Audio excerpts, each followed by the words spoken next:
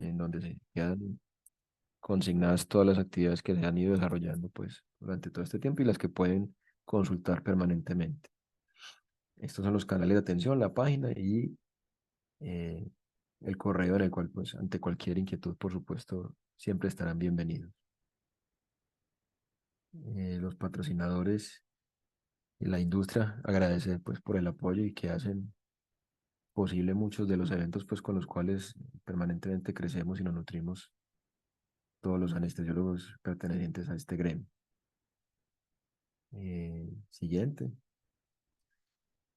Recordar los fondos con los que cuenta la sociedad. Los dos más importantes es el de solidaridad para imprevistos, llámese calamidad pues o incapacidad. También hay un fondo que promueve la investigación para aquellas personas que estén en algún estudio adicional y tengan alguna idea. Recuerden que la sociedad está ahí para apoyar ese tipo de iniciativa. Siguiente, por favor. Nuestra próxima actividad, que será el próximo 24 de agosto, en este mismo horario, a cargo del doctor Carlos Restrepo, quien va a hablar de fibromialgia y cirugía. Cordialmente invitados, les estará llegando o ya les llegó el correo pues para la inscripción correspondiente. Y recordar también el próximo 19, 20, 21 de octubre el Congreso Internacional Sede de Actualización, en el cual habrá una participación muy nutrida pues de los residentes de la ciudad y pues esperamos también contar con toda su presencia para que sea un evento muy nutritivo y que sea de gran provecho para crecer pues académicamente y repasar muchos conceptos. Como una norma general, le solicitamos a todos pues quienes nos acompañan de una manera muy comedida que por favor mantengan la cámara apagada, el audio silenciado para darle más fluidez a la presentación y al final, por supuesto, daremos espacio para la sesión de preguntas que ustedes consideren. Bueno, sin más avisos parroquiales, entonces, pues desde la Junta de la Sociedad de Anestesia, siempre hemos creído que la educación es un catalizador del crecimiento gremial y pues el fortalecimiento como el grupo. Eh, Todos en algún momento hemos tenido a cargo un residente, un interno y muchas veces formamos sin de pronto hacerlo con las herramientas adecuadas y pues digamos no se le da el aprovechamiento adecuado al encuentro o al momento en el cual estamos.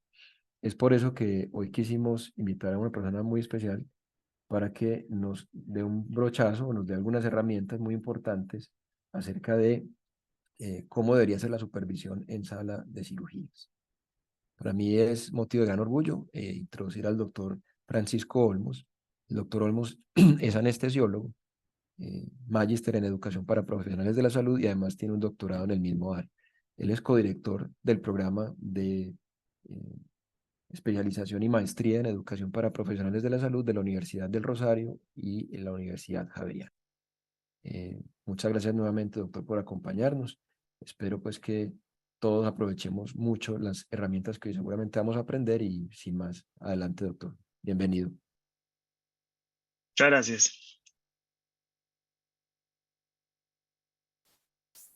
Bueno, déjenme organizar aquí el chat. Eso, listo.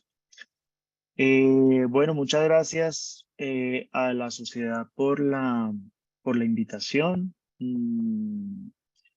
Es para mí un honor estar con ustedes acá el día de hoy, hablando de lo que más me gusta en educación y en lo que más hago como investigación. Y pues me gusta porque es un tema que es retador, eh, que llevamos miles de años haciéndolo sin saber exactamente si lo estamos haciendo bien o si lo podemos mejorar. Hay cosas que seguramente acertamos y estamos haciendo adecuadamente, pero hay muchas otras que no estamos haciendo y pues como vamos a ver, eso puede ir en detrimento de el entrenamiento de nuestros estudiantes. Entonces, listo. Ustedes ya saben, porque ha sido así toda la vida y va a seguir haciendo así toda la vida. El eje central del aprendizaje en medicina es el aprendizaje en la práctica, ¿sí? Eh, digamos que hay varios ambientes en donde uno aprende cosas, y pues el de la práctica siempre ha estado presente. Los hospitales, los escenarios de atención a pacientes son fundamentales. Se han desarrollado otras alternativas pedagógicas, pero que en últimas siguen siendo muy supeditadas y muy en compensas, eh, como compuestas que complementan o preparan adecuadamente a los estudiantes para ingresar a la práctica. Pero entonces, ¿por qué los lugares de práctica clínica son como tan importantes? Pues hay varias razones. Uno, permite la adquisición de competencias, y cuando hablo de competencias hablo de la combinación entre conocimiento, actitudes y habilidades. Eh, Permite la aplicación de los conocimientos, aquellas cosas que aprendemos en el aula y aprendemos en simulación, digamos, las aplicamos en el mundo real y nos permite hacer esa aplicación. Mm, Permite a los estudiantes hacer una participación segura en el cuidado integral de los pacientes. Mm, y también nos permite realizar evaluaciones del desempeño de nuestros estudiantes, o en el caso de los estudiantes, demostrarle a los docentes las competencias que han adquirido. Eh, el problema es que estamos utilizando un ambiente de aprendizaje que no está diseñado como ambiente de aprendizaje. Los lugares de trabajo están diseñados en mayor o menor medida para atender a los pacientes, ¿sí? Y las organizaciones, digamos que si bien puede que incluyan como parte de su misión y su visión la educación de los estudiantes, pues es una cosa que está supeditada a la atención de los pacientes. Em, y eso impone grandes retos a la hora de tratar de enseñarle a alguien en estos ambientes. Seguramente es una cosa que han vivido. Son ambientes que son, uno, inherentemente complejos, inherentemente difíciles de predecir, mm, y en tanta complejidad puede hacer que las oportunidades de aprendizaje no se distribuyan de manera equitativa entre los estudiantes que llegan a la rotación. Y en últimas, pues es difícil asegurar un proceso de aprendizaje que sea significativo y sea uniforme. Eh, no es como simulación en donde yo puedo controlar en mayor o menor medida las variables o los elementos que van a interactuar, o las cosas que van a interactuar con los estudiantes. Aquí es un poco más impredecible y difícil de controlar. Mm, Existe la percepción y el mito en general que entre más exposición tienen los estudiantes a pacientes, más van a aprender. Pues resulta que eso no es tan así, o no es tan fácil. De hecho, hasta el 75% de las oportunidades de aprendizaje que puede ofrecer un lugar de trabajo se pueden perder. Es decir, pueden llegar a no ser conducentes a la adquisición de competencias por parte de los estudiantes. Y esto es una medición que hicieron a nivel de posgrado, no a nivel de pregrado. Tanto en pregrado pueden inclusive ser eh, mayor, pensaría yo, que los estudiantes, por ejemplo, en anestesia, normalmente son más difíciles de integrar a la práctica. Y uno pensaría que los residentes es como, aquí los tenemos 36 horas, mejor no se vayan posturno, quédense un poco más, no tiene sentido limitarles el espacio 66 horas. Pues resulta que eso no se va a ver automáticamente traducido en adquisición de competencias, porque puede que haya oportunidades que se pierden, y hay varias razones por las que se pierden las oportunidades. Una son parte como del contexto clínico, otras son razones inherentes como al residente y a sus motivaciones, y otra a las cualidades de los docentes, ¿sí? Entonces, piensen, por ejemplo, eh, el, el, en mi institución, por ejemplo, los estudiantes tienen prohibido empacar medicamentos de pregrado. Los estudiantes de pregrado también tienen prohibido solicitar medicamentos a la farmacia.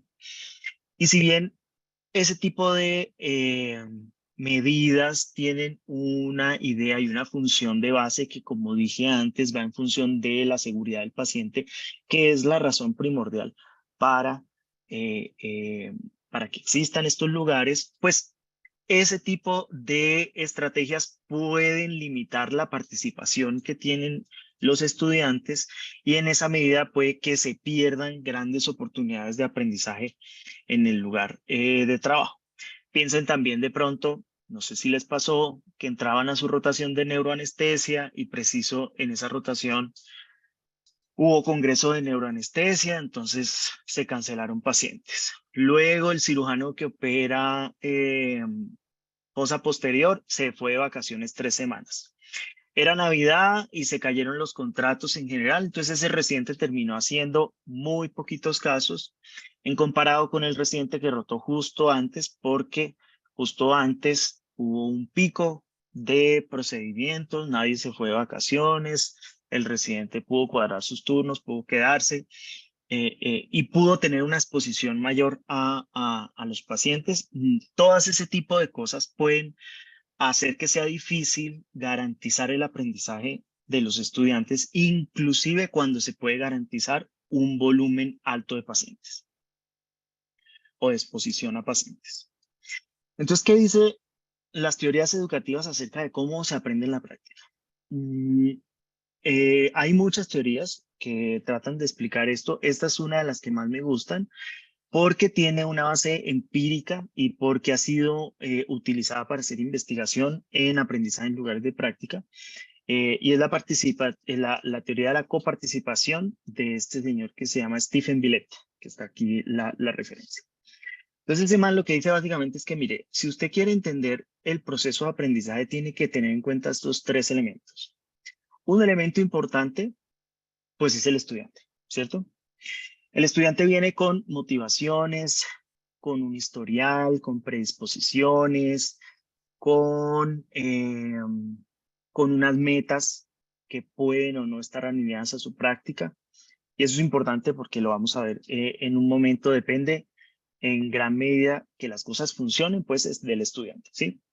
Luego tenemos en el otro extremo del lado izquierdo, lo que en inglés se llaman affordances, que en español está medianamente mal traducido como posibilidades de acceso.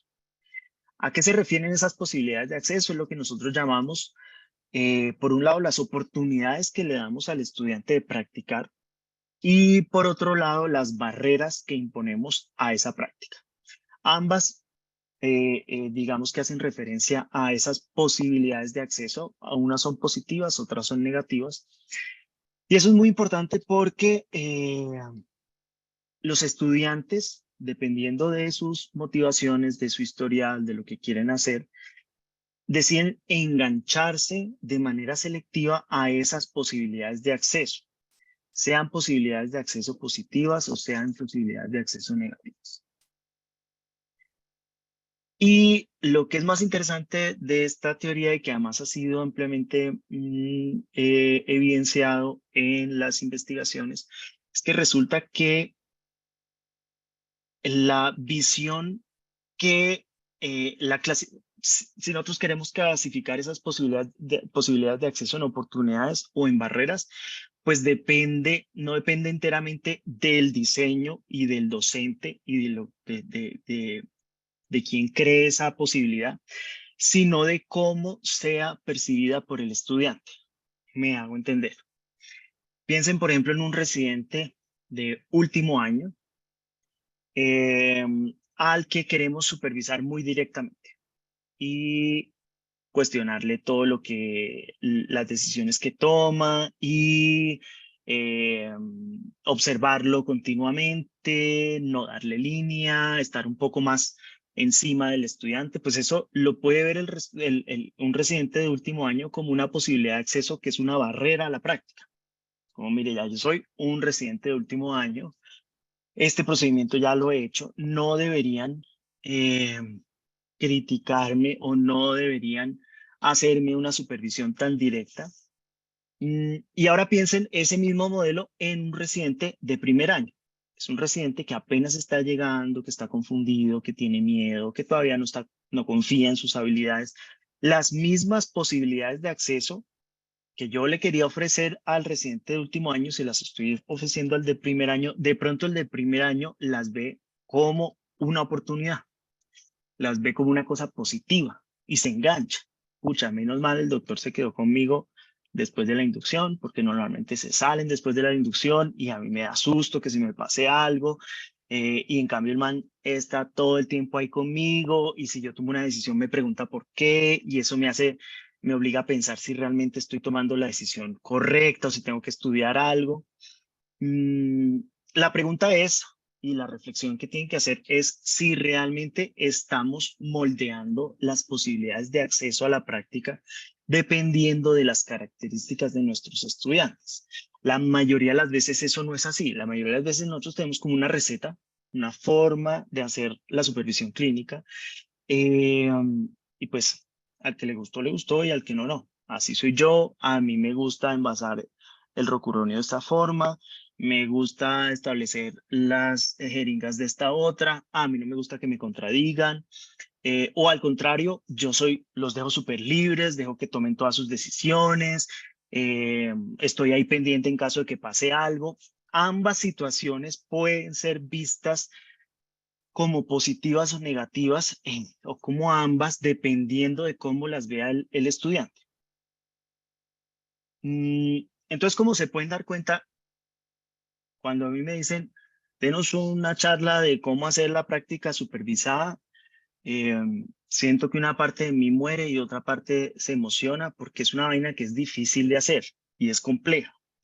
Porque, como dije antes, depende de muchos factores que incluye, por ejemplo, las características de las tareas que les podemos hacer en el lugar de práctica, de la cultura organizacional, tal como dije en el ejemplo pasado, del equipo médico, y el equipo médico cada vez cobra más relevancia a la hora de hablar de aprendizaje en la práctica clínica, porque pueden también entorpecer la participación de los estudiantes o también la pueden facilitar.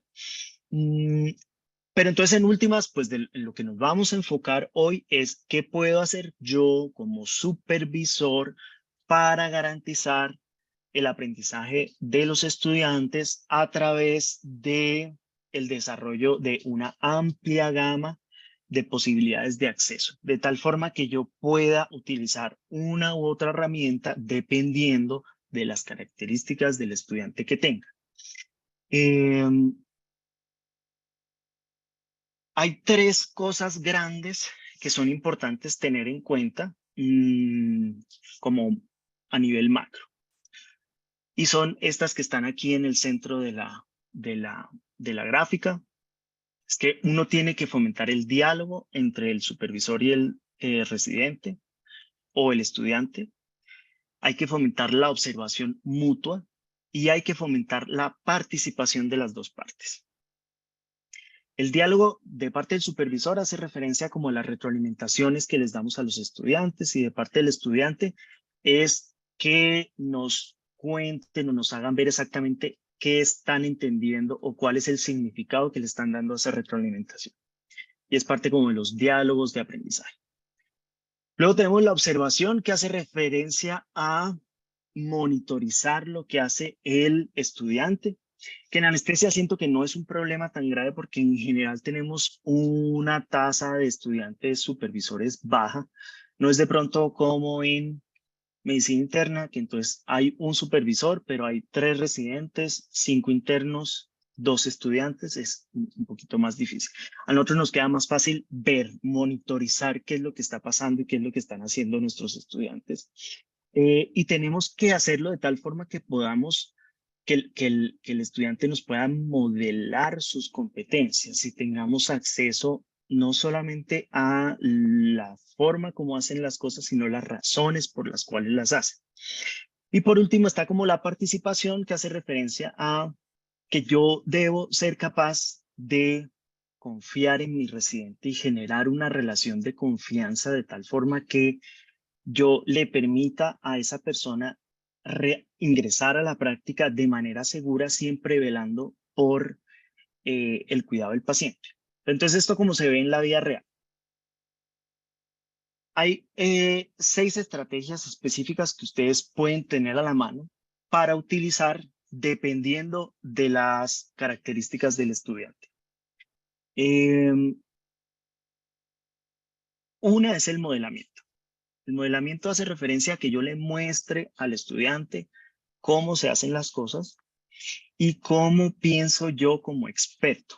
Y esa parte es muy importante porque uno siente que una estrategia súper importante es mostrarle a los estudiantes cómo se hacen las cosas, ¿cierto? Entonces, mire, yo sé que usted ha puesto ya muchos catéteres centrales, pero no los ha puesto como a mí me gusta. Entonces, le voy a mostrar cómo se hace, ¿sí?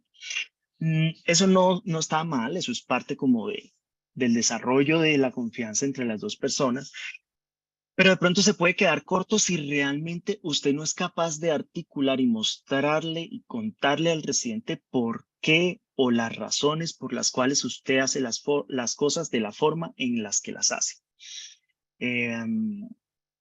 Y pues sobra decir que en un ambiente académico no es suficiente decir que es porque a mí me gustan las cosas así. Muy seguramente usted tiene una razón de base para hacer las cosas.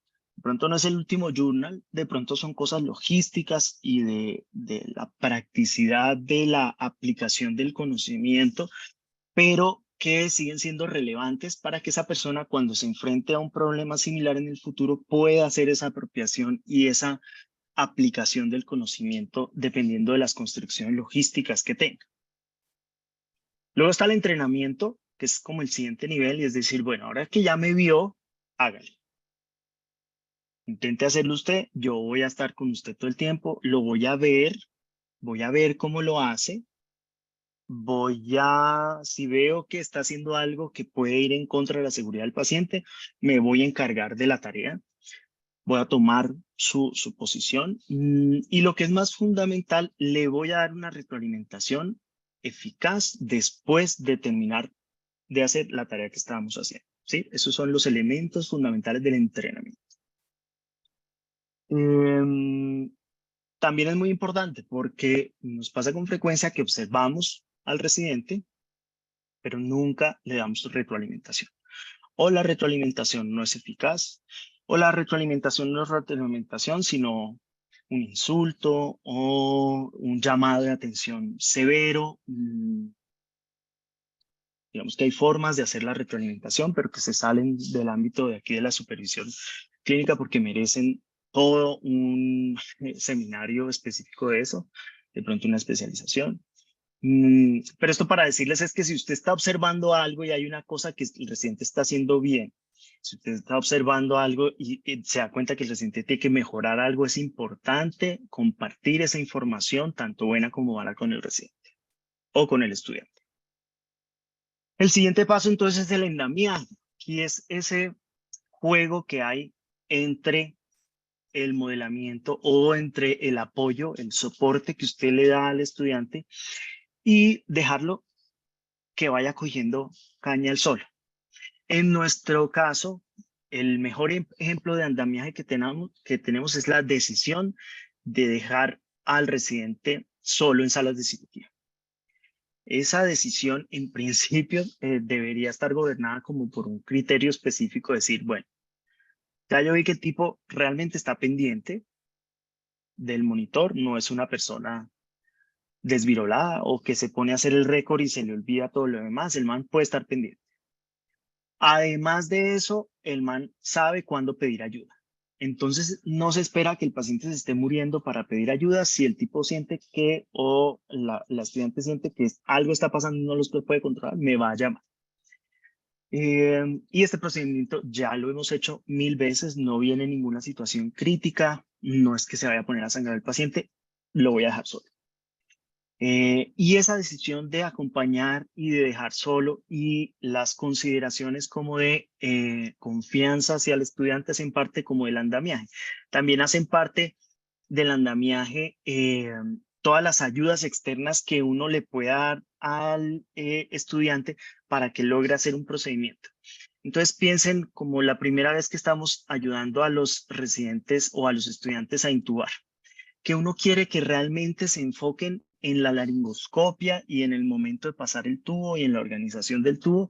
Entonces de pronto uno está pendiente de la máquina, de prender el ventilador, de bajar los flujos, de poner a andar el inhalado en esas primeras veces. Y poco a poco uno le va dando espacio al residente para que vaya completando todas las tareas. Entonces, mira, solamente te voy a observar, se te olvidó prender el ventilador. Acuérdate que tienes que terminar todo. Bájale los flujos. Y entonces el residente va poquito a poco logrando hacer toda la tarea y uno le va retirando el apoyo poquito a poco hasta que ya un día simplemente uno tiene que sentarse a esperar que haga la inducción y mirar que no pase nada. Estos son los niveles básicos que de pronto ya los han hecho, están como familiarizados con eso. Son buenas estrategias, son estrategias que uno puede organizar y adaptar a varios estudiantes, pero no son las únicas y sobre todo no son como las más complejas. Las más complejas garantizan el desarrollo de un criterio clínico amplio y le permiten al estudiante tener herramientas para resolución de problemas complejos, que en últimas es lo que nosotros queremos, ¿cierto? Entonces, uno está la articulación, que es pedirle al residente las razones por las cuales quiere adoptar una conducta. Entonces, ¿yo qué hago normalmente cuando estoy con un residente, con un estudiante, al inicio del día quirúrgico? Pido que me presenten el paciente y con la presentación del paciente me tienen que contar todo un plan anestésico. Y esa conversación básicamente soy yo preguntándole por qué cada 2 por 3.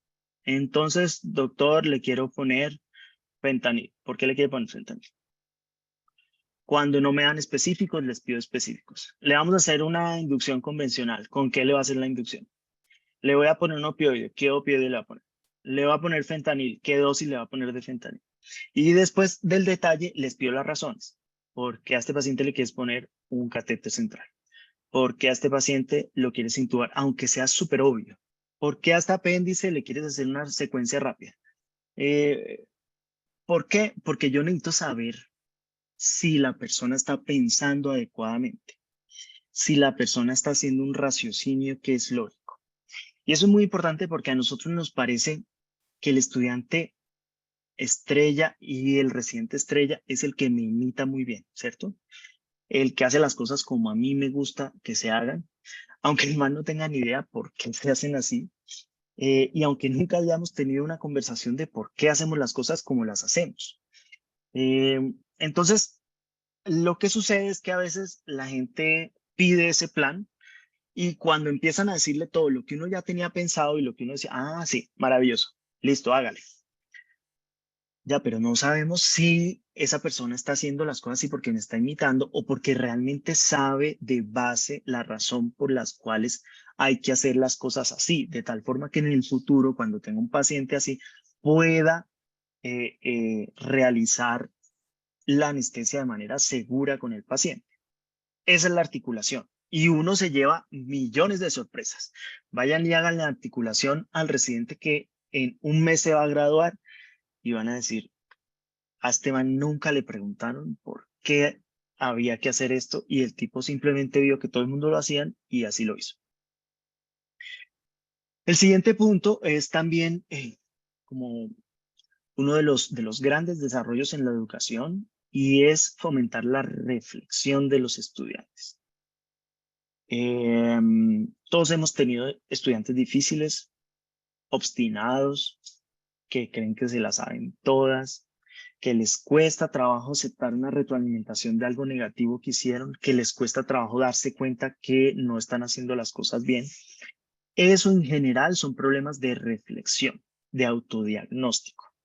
Uno debería fomentar esas capacidades en los estudiantes. Y pues resulta que naturalmente nosotros no somos reflexivos, no somos capaces de darnos cuenta de nuestras fortalezas y nuestras debilidades. Entonces, un punto importante del proceso es poder ayudarle a la gente a desarrollar esas habilidades.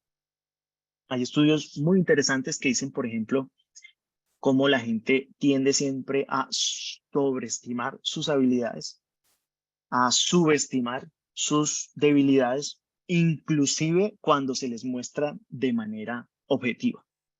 Entonces es una vaina bien difícil de hacer y por eso es importante hacerla constantemente. A mí me gusta ponerla debajo de la estrategia de entrenamiento porque yo siento que es la forma ideal de empezar una conversación de retroalimentación. Y es preguntarle, bueno, tú, ¿cuáles crees que son tus fortalezas? ¿Qué fue lo que hiciste bien? ¿Cuáles crees que son las cosas que tienes que mejorar de este caso puntual? Y uno se lleva también muchas sorpresas porque a veces los estudiantes no se dan cuenta realmente de cuál es su problema o se enfocan solamente en las cosas procedimentales, sino de pronto en habilidades blandas como la conciencia de la situación, la comunicación con el paciente, con sus familiares. Eso es parte importante de las estrategias que uno debe tener. Y luego todo esto va encaminado a que el estudiante sea capaz de tomar la decisión de hacia dónde tiene que ir, de qué tiene que mejorar. Y eso es lo que hacemos en la exploración. Es como, mire, después de toda una sesión de retroalimentación, usted debería ser capaz de preguntarle al estudiante, bueno, con base en esto, ¿tú crees qué es lo que crees que deben ser tus objetivos para mañana, para el próximo caso que nosotros tenemos? Y el man debe estar seguro de qué es lo que tiene que hacer, qué es lo que tiene que estudiar, qué es lo que tiene que practicar más, de qué tiene que estar más pendiente. Eh, y pues es parte también fundamental de la motivación. En la medida en que la gente se ponga sus propios objetivos y sus propias metas, más motivado va a estar para que las ancle. Lo que pasa es que necesitamos darle las herramientas para que sean capaces de visualizar cuáles son sus problemas y de saber exactamente cómo resolverlos. Estas son como las 6 estrategias de enseñanza que además la evidencia nos dice cómo combinarlas según el nivel de entrenamiento del estudiante. Entonces, como se pueden imaginar, digamos, en un estudiante de pregrado, primer día rotación de anestesia, uno muy seguramente va a aplicar mucho modelamiento. Y en un residente de último año a un mes de graduarse, de pronto el modelamiento ya es mucho menos. Pero, por ejemplo,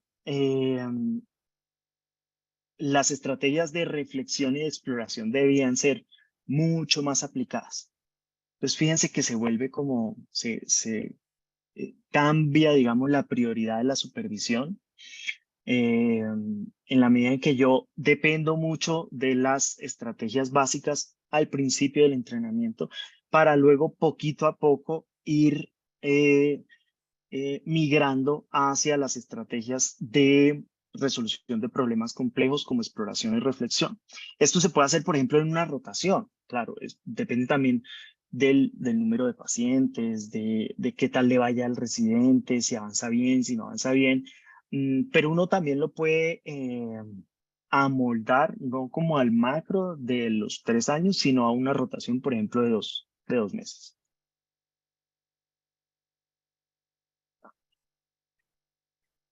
Eh,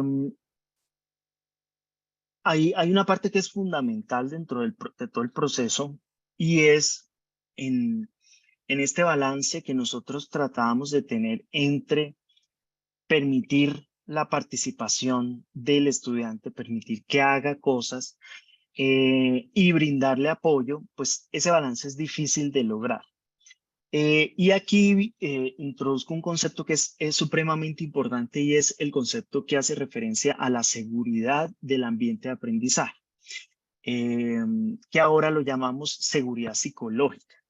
Y es la percepción individual que tiene el estudiante de que es seguro tomar riesgos interpersonales con su supervisor. Y esos riesgos interpersonales son básicamente, por ejemplo, pedir ayuda, reconocer que cometió un error o hizo algo mal, controvertir las decisiones del supervisor. Todo ese tipo de cosas deberían poderlas hacer los estudiantes sin ser agredidos o sin ser víctima de bullying o de violencia, ¿sí? Y pues esto parece que es una cosa evidente, pero es una cosa que sigue pasando muchísimo, y es que seguimos maltratando a los estudiantes. Por muchas razones, porque pensamos que el bienestar del paciente justifica cualquier conducta, inclusive el maltrato y la violencia, cuando eso no es cierto. Hay formas de corregir los errores sin necesidad de acudir como a la violencia, a la agresividad o a la violencia. Y es una parte fundamental para poder lograr ese balance entre participación y apoyo. Si usted crea un adecuado ambiente de aprendizaje donde el estudiante sienta un alto nivel de seguridad psicológica, pues esa persona va a ser capaz de negociar con usted las oportunidades de aprendizaje cuando se sienta muy agobiado.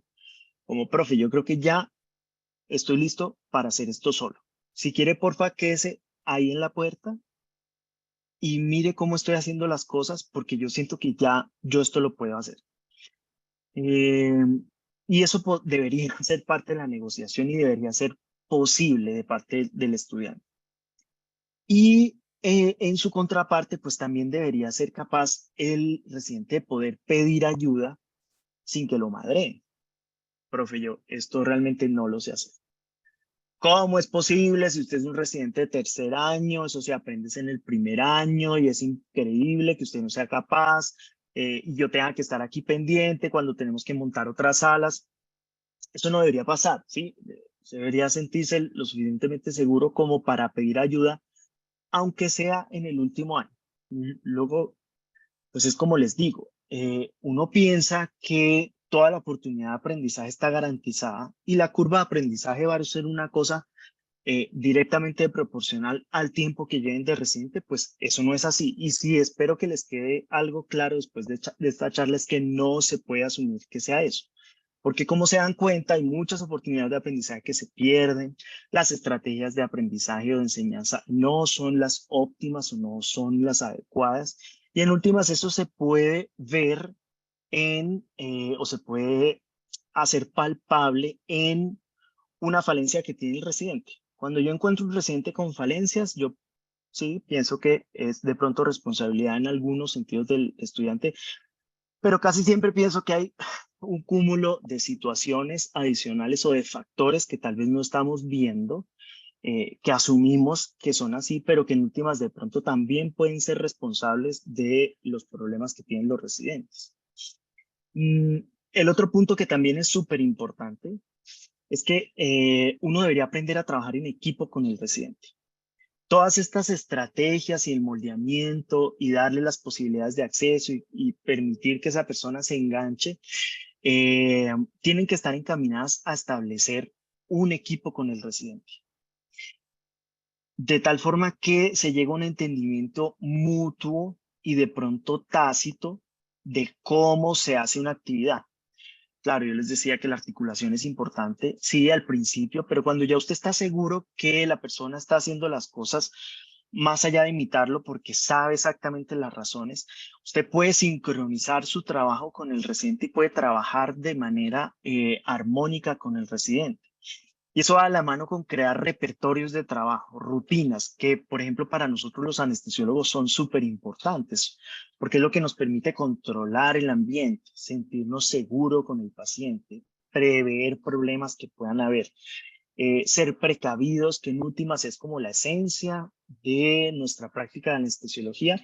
Pues piense lo mismo con el estudiante. Lo que usted quiere es desarrollar un repertorio de trabajo con esta persona, garantizando, por supuesto, que la persona está aprendiendo y no solamente lo está imitando. Por último, quería mencionar brevemente como un horizonte nuevo en la investigación, en el aprendizaje en los lugares de práctica, y es el rol que tienen los otros miembros del equipo médico en el aprendizaje de los estudiantes. Cada vez es más claro que los miembros del equipo médico y las relaciones interprofesionales son fundamentales para el aprendizaje de los estudiantes. Como que tenemos en la cabeza que la responsabilidad de aprendizaje recae enteramente del supervisor y no hay nada más incorrecto que eso. Todas las personas pueden facilitar el acceso a la práctica o la pueden entorpecer.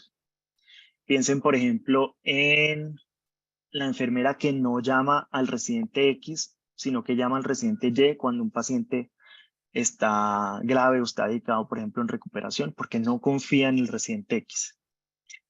Piensen, por ejemplo, en la auxiliar de salas de cirugía, que el primer día de su rotación de cardio le explicó exactamente cómo le gusta al profesor darle la anestesia a sus pacientes que van a ser llevados a un bypass.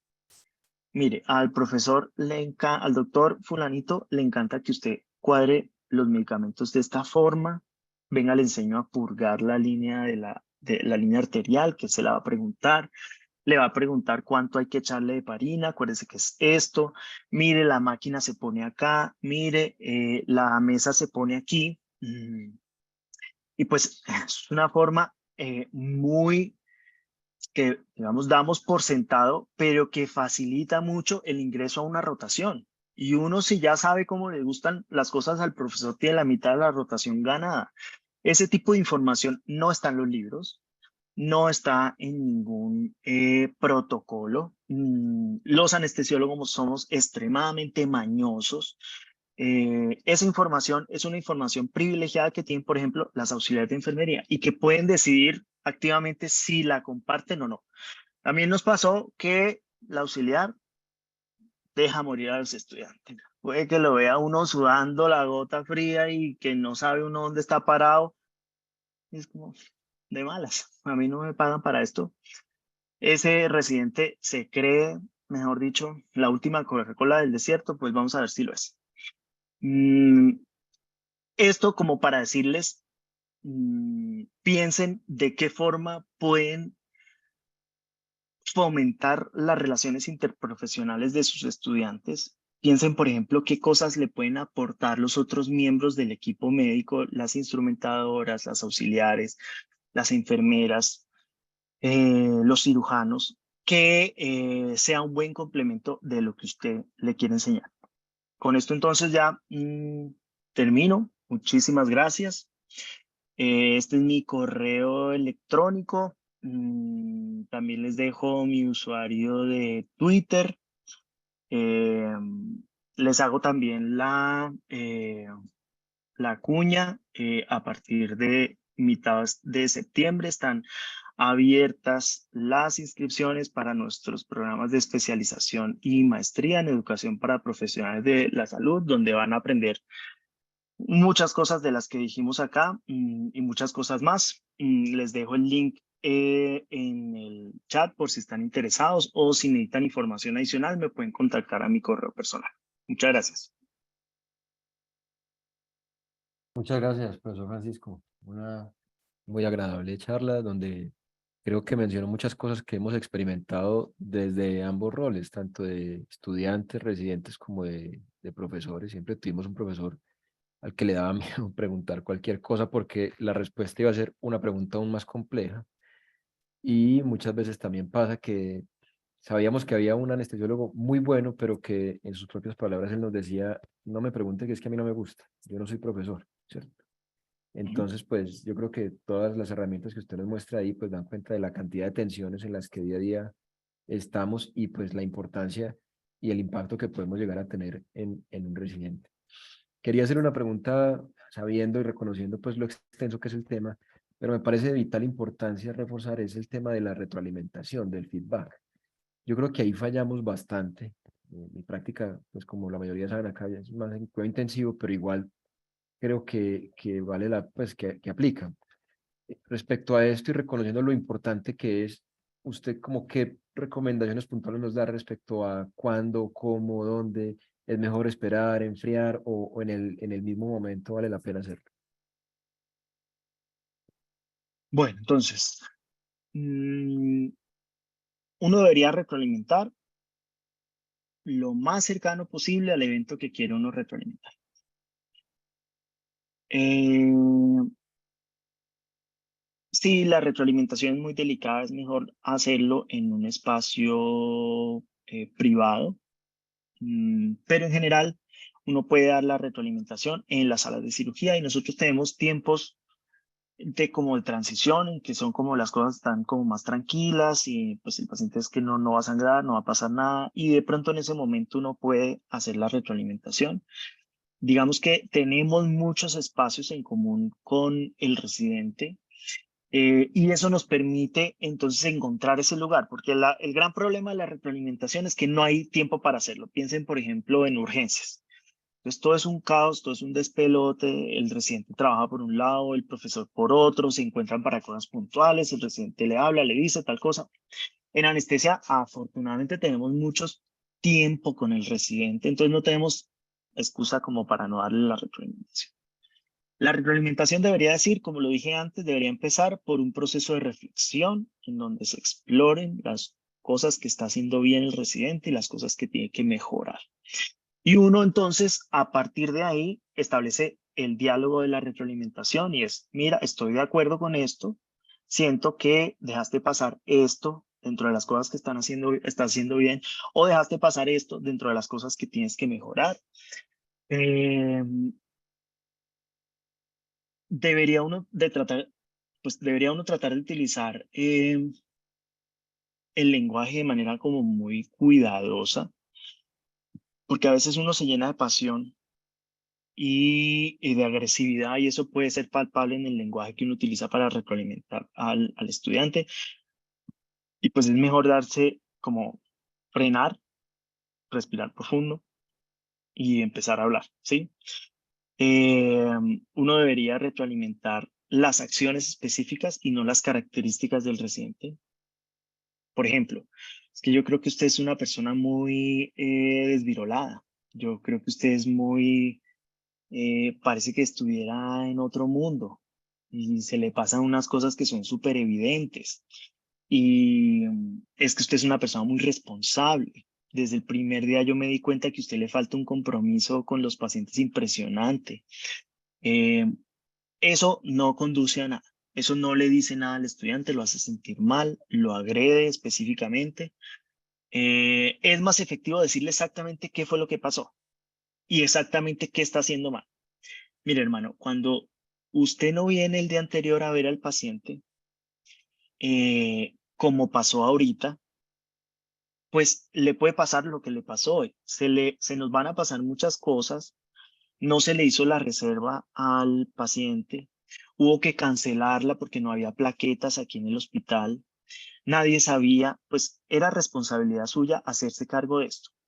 ¿Qué fue exactamente lo que hizo mal? Pues no vino a ver al paciente, no consultó los paraclínicos, no le dice exactamente cuál de las acciones es la que tiene que mejorar. Y eso tiene más sentido que cogerle y decirle que es un irresponsable, que le gusta parrandear y que no le gusta venir a ver a los pacientes y que le falta compromiso con eso. No, es más efectivo decirle, mire, usted tiene que venir, coja el laringo con la mano izquierda, coja el tubo más largo. Juan tiene que estar más pendiente porque se le pasó la cantidad de sangrado, usted calculó que era 400 y resulta que son más de 2000. Miremos exactamente por qué le está pasando eso. Es que usted no está contando las compresas adecuadamente o usted no tiene una visibilidad directa de la succión, ¿sí? Son cosas puntuales que tiene que mejorar la persona en términos de procesos, de cosas que tiene que hacer. Y la última recomendación es que es bien importante establecer un plan de acción. Como, bueno, pero entonces, ¿qué vamos a hacer con esto? ¿Sí? Entonces, mire, de ahora en adelante es bien importante que usted mantenga esta organización de la sala, porque esto le va a permitir tener una visibilidad continua de la succión. Hágame el favor, cada hora párese y vaya viendo las compresas. Si quiere las puede sacar con permiso de la instrumentadora para que tenga un conteo en la cabeza. Si quiere apúntelo aquí y con eso no se nos va a pasar. Mire, es que usted, yo siento que lo está haciendo muy bien, pero le falta todavía cimentar un poquito sus conocimientos de opioides y de analgesia transicional. ¿Por qué no se revisa este capítulo de acá, esta guía de yo no sé qué cosa? El plan de acción también es súper importante porque eso le permite a la gente saber para dónde va. Y en la medida de lo posible, ese plan debería estar negociado y debería estar como motivado por los intereses del paciente, como les dije en la estrategia de exploración. Eso es como el 2x3 de la retroalimentación, sin tener que dar un seminario, pero es una cosa que tiene todas las aristas del mundo y que no, pues esto es una sobresimplificación, pues de eso. Perfecto, no, pero creo que hay unas muy buenas pautas para seguir aplicando todos los días. Usted habló de algo muy importante y es que en la medida en que se van observando ciertas características en el residente, pues se van delegando actividades, ¿cierto? Dejo Ujú. intubar, me quedo en la puerta, me voy a tomar un tinto tranquilo. Incluso alguna vez leí como un score de eso, pues de me quedo con el residente todo el tiempo o cuando ya estoy tranquilo me voy y me tomo el café. Debería haber siempre una evaluación antes de ir como escalando en esos pasos, o no necesariamente. La evaluación puede informar mucha de la delegación que hay, ¿sí? Mucho de la delegación que hay en estos momentos es automática, es como, no, pues este residente ya es de tercer año, pues imposible, que no lo pueda dejar solo en esta apéndice. Pero sí puede pasar, y lo deja uno solo, y el man estuvo el paciente, y el paciente de 28 años en una sepsis le hace un edema de presión negativa, y pues, tenaz, ¿sí? Eh, un sustento que uno puede tener para tomar decisiones informadas puede ser la evaluación del desempeño de los estudiantes.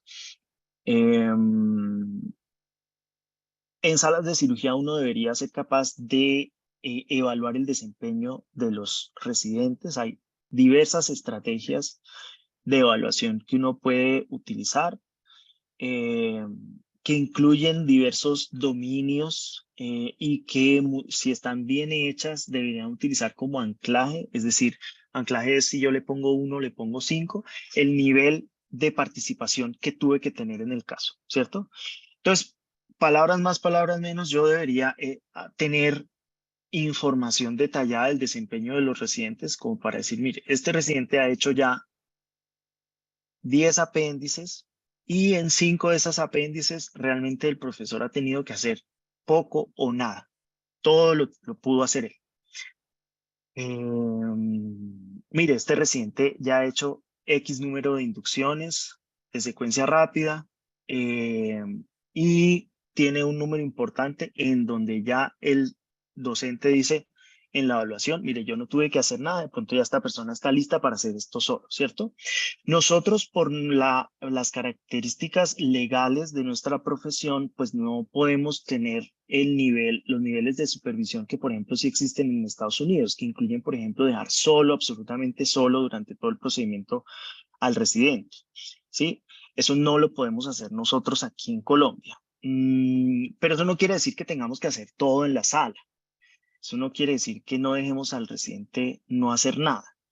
Eso lo que quiere decir es que nosotros de pronto en un punto no tenemos que intervenir o no tenemos que actuar a favor del paciente, pero podemos estar sentados en una esquina de la sala simplemente observando y mirando a ver si algo se le pasó o no. Lo que pasa es que también esos sistemas de evaluación son difíciles de tener, requieren, sí, un sistema ideal debería ser una cosa integrada, donde se puedan sumar las características de las competencias de los estudiantes, donde cualquier docente pueda tener acceso a exactamente las características de cada procedimiento. Entonces, en términos prácticos, eso es difícil de implementar, ¿sí? Creo que ningún programa lo ha logrado implementar adecuadamente bien. Hay un componente que sigue siendo muy importante y es el instinto de uno, ¿sí? El instinto es supremamente importante en medicina. desde cómo ve uno al paciente, cómo lo nota, qué le ve. Esas perspicacias clínicas son importantes para el diagnóstico y son exactamente igual para diagnosticar la pericia de un estudiante. Es que yo no le tengo confianza. Yo no le tengo confianza, hay algo que no estoy seguro qué es, pues uno debería mirar porque seguramente ya uno sabe exactamente qué es, lo que pasa es que no ha podido como hacerlo explícito. Pero digamos el criterio de el profesor sigue siendo supremamente importante para tomar esa decisión. Eh, y debería ser una decisión más informada que caprichosa. Pero pues sí, digamos que las evaluaciones son un insumo, pero no son el único insumo porque además logísticamente a veces es difícil de tener esa información a la mano. Perfecto, doctor. Bueno, no sé si haya alguna pregunta por parte de los otros participantes a través del chat o pues pueden levantar la mano sin ningún problema. Aquí tengo una pregunta, eso. ¿Cómo preparar a los profesores no asociados a la universidad, pero que trabajan en los centros de práctica para estandarizar los procesos? Esa es una excelente pregunta porque esa pregunta no tiene solución. Eh, Estudiar, hay hacer la especialización. estudiar, sí. No, pero pues es difícil cuando, por ejemplo, los profesores asociados no están contratados como profesores, ¿cierto? Y esa es como la gran discusión que hay en la vida. Es como, eh, y tiene respuestas y tiene cosas a favor y en contra, ¿sí? Pero pues uno, la plata es una motivación externa que no necesariamente se traduce en tener buenas competencias para enseñar, ¿sí? Eso es una cosa importante. Y lo otro es que a veces es logísticamente imposible contratar a toda una planta docente de un hospital para dar docencia cuando además están contratados como docentes, ¿sí? Entonces, por eso hay muchos hospitales, por ejemplo, que han desarrollado lineamientos de contratación en donde se le dice, sí, yo le voy a pagar esta plata por venir 192 horas a trabajar como anestesiólogo, pero además este es un hospital universitario, usted tiene que cumplir funciones docentes, ¿sí? Mm, la mejor forma de lograr, digamos, que la gente lo haga bien, pues es capacitando a la gente, ¿sí? Y existen varias alternativas de capacitación, desde cursos de diplomado hasta maestrías y doctorados en educación. Afortunadamente en Colombia ya estamos teniendo varias alternativas de entrenamiento, no solamente, por ejemplo, mi programa, está el programa de la Universidad de La Sabana, y en Latinoamérica también hay otros programas que son muy buenos, está el de el Hospital Italiano en Buenos Aires, está el de el Tecnológico Monterrey, eh, y pues definitivamente sí, es decir, en línea con lo que estábamos diciendo, el conocimiento no es suficiente para garantizar una práctica adecuada. Piénsenlo en nuestros estudiantes. Nosotros tenemos en nuestra cabeza que si el estudiante estudia y se rompe la mula estudiando y es el que más lee y consume la información y se sabe el último review y el último journal, ese va a ser un gran médico, pues eso no es cierto, porque ya se ha descrito en la literatura que aplicar el conocimiento requiere un esfuerzo adicional y un proceso de aprendizaje en sí mismo. Puede que usted se sape toda la guía, pero hasta que no le llega la viejita de 88 años, que es una campesinita que nunca va al médico, que además entonces está con un cirujano que se demora el doble, y entonces usted no puede aplicar la guía al pie de la letra, no sabe cómo aplicar ese conocimiento.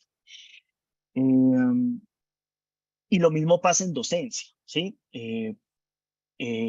A veces practicar y aplicar la docencia requiere un proceso de aprendizaje, porque no todos los estudiantes son iguales, todos los estudiantes tienen sus retos, eh, todas las configuraciones de los lugares de trabajo son diferentes, hay unos que se facilita más la enseñanza, hay otros en los que se entorpece. Entonces, digamos, la aplicación es un reto y pues por eso es importante de pronto profesionalizarse, porque en las estrategias de profesionalización de pronto se instituyen estrategias que van encaminadas a facilitar la aplicación del conocimiento. Entonces, por ejemplo, en nuestros programas tenemos una estrategia didáctica específica que es el diario de reflexión, eh, que es una reflexión narrativa donde el estudiante analiza un incidente alrededor de la enseñanza, trata de establecer cuáles son sus fortalezas como docente, sus debilidades o las cosas que tiene que mejorar y a la luz de la mejor evidencia y la literatura, tomar un curso de acción y decir, bueno, la próxima vez que me vuelva a pasar esto con este estudiante, yo lo voy a manejar de esta forma. Y esos diarios de reflexión, pues son adaptados de diarios de reflexión que se utilizan para aprender medicina, ¿sí? Y que uno debería también poder utilizar con sus estudiantes. Mm, entonces, la profesionalización siento que es una deuda grande que hay en Colombia con respecto a la educación de nuestros estudiantes y que hay que empezar a saldar. Yo pensaría que esa es como la mejor respuesta. Muy bien. En Medellín, en la universidad se abrió recientemente maestría. Entiendo que están en la primera cohorte. El doctor Vasco nos compartió pues el link. No sé si hay alguna otra inquietud por parte de alguno de los participantes, sino para ir ya finalizando.